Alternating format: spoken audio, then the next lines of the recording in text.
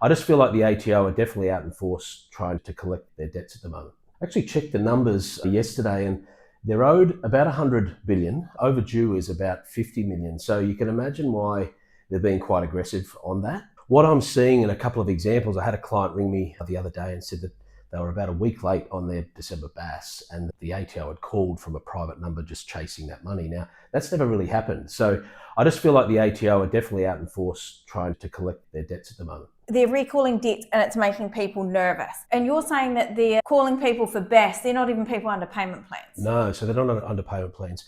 And I think it starts with the BAS. I think if you chase the debt early, I think you get it early and it means that you can chase it early and you don't have to worry about bigger debts or putting your payment plans under arrangement. We are seeing that the interest rates at the moment are between 10.5% and 11% to take out an arrangement, but I think our biggest concern and what we're telling our clients is that the general interest charges aren't deductible anymore. So there's so many other options out there available to clients to actually refinance that debt.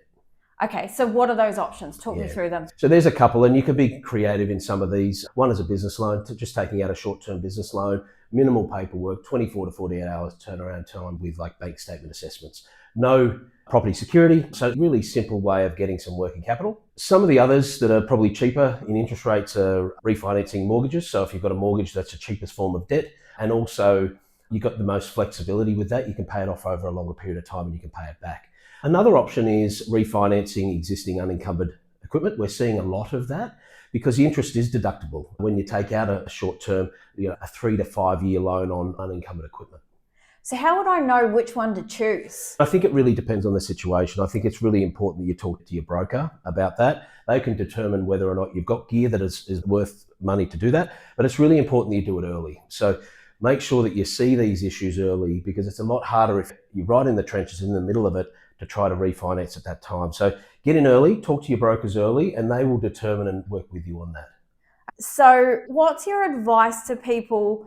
Because I know that waiting on hold or having to ask for a payment plan is excruciating. What, as a broker, do you advise people to do? Yeah, and I don't blame people for thinking of using the ATO like an overdraft because the ATO, they weren't aggressive on chasing payments. You were allowed to actually take out payment arrangements or be late on your payments. And that was through COVID, and I think that made people a little bit lazy on paying their ATO. Definitely reach out to your broker or your accountant. You can do one of two things. You can go through and refinance some gear at that point. You can take out an arrangement.